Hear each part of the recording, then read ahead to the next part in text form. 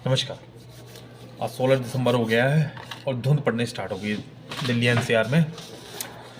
चलिए, आज मैं एक चीज़ बताना चाहता हूँ आप लोगों को। कल मेरी छोटी वाली गुड़िया को थोड़ा नज़र वगैरह लग गई थी, वो खेल ज़्यादा रही थी तो गली मोहल्ले में थोड़ा सा ज़्यादा चमक रही थी तो उसको नज़र लग गई थी। एक्चुअली ये नज़र का चक्कर क्या है? एक्चुअली नज़र क्यों लग जाती है?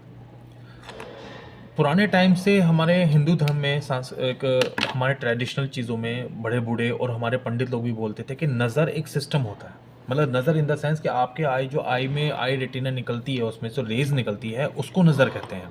वो जिस पे पड़ जाती है वो थोड़ी देर तक लिए उसको वहीं रहती उस वो वहीं पर ही समी रहती है, बनी रहती है। जो बच्चों पे हो सकता है, किसी बिल्डिंग पे हो सकता है, किसी वस्तु पे हो सकता है। ठीक है। तो इसलिए दुकानदार भी एक वो साथ मिर्च वाला और नींबू वाला सिस्टम रखते हैं।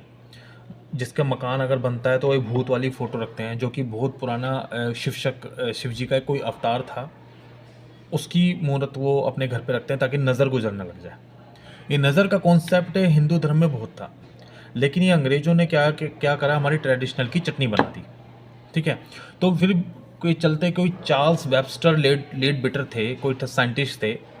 ठीक है। उन्होंने कोई वो थियोपोसिकल सोसाइटी से या एक ऑथर थे बहुत अच्छे। उन्होंने फाइंड करा कि ये ओरा एक ओरा होता है चीज़ें कि एक इंसान के जो ज़्यादा जितना अच्छा प्रसिद्ध व्यक्ति होता है, उस इंसान के आधे मीटर के रेंज में उसका एक ओरा क्रिएट होता है। जब मतलब हमारे सांस्कृतिक और सिस्टम में हिंदू भारतीय अगर इस चीज़ को बोलते थे तो उन्होंने हमारे सांस्कृतिक और इन पुरानी चीज़ों की चटनी बना दी। अब उन्होंने जब ओरा फाइंड कर दिया, ठीक है, कोई वो चार्ल्स वेबस्टर लेट बेटर थे, उन्होंने अगर अपनी बुक्स में फाइंड कर दिया कि हाँ ऐसी ऐसी चीज़ें होती है सोसाइटी में कि ओरा सिस्टम होता है, तब लोग मानने लग गए। क्यों भाई, हम क्या पागल थे? पहले तो वो हमारी चीज़ों की चटनी बना दी, अब उसमें से चटनी में से ही पिन में से उस चटनी के दाने को वो खोज रहे हैं हर चीज़ को, और आज वो एक साइंटिफिक चीज़ों रिसर्च करके ही वो सिद्ध कर रहे हैं चीज़ें। तो इसका मतलब क्या? इसका मतलब ये है कि हमारे भारतीयों को अपनी पुरानी चीज़ों पे विश्वास रखना चाहिए और होना भी चाहिए, क्योंकि वो पागल नहीं थे। हमारे जो डीएनए में अगर हमारे हिंदू धर्म में या किसी चीज़ सात्विक धर्म में अगर चीज़ें चलती आ रही है और पुरानी हम गरुड़ पुराण हो गया और विष्णु पुराण हो गया, शिव पुराण हो गया और ग्रंथ हो गए, इनको हम नाटकों के ज़रिए स्टार प्लस पे या कलर्स पे किसी भी चैनल्स पे अगर हम देखते हैं तो उनकी एक वैल्यूज़ थी।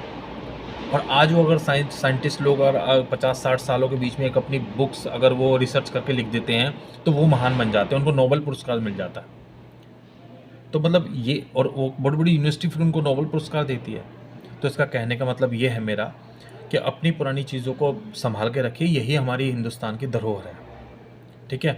और अपने सात्विक जीवन को उतना जितना सरल बनाएंगे उतनी आपकी ज़िंदगी में भी कठिनाई कम रहेगी, और आपके जो गोल लक्ष्य हैं उसको प्राप्त करने के लिए आपको अलग ही पॉजिटिव एनर्जी ऑटोमेटिकली मिलेगी।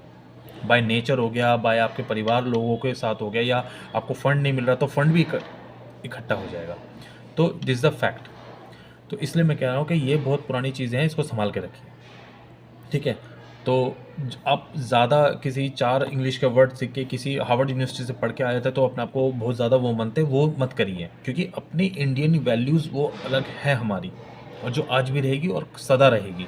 चाहे भले ये लास्ट का युग चल रहा हो, कलयुग चल रहा हो, चाहे कल की अवतार हो जाए, उसके बाद अगर सिस्टम हो जाए तो एक अलग बात है, लेकिन जब तक हम जीवित हैं अपने बच्चों को अपने अच्छे संस्कार के भारतीयों को हम देना हमारा दायित्व है, हमारा कर्तव्य है। और दिस इज़ द फैक्ट कि भाई आज वो साइंटिफिक चीज़ें सेट हो रही हैं, इसका मतलब हम ही अच्छे थे लेकिन हम भूल रहे थे, उस चीज़ को हटाना होगा। चलिए, नमस्कार।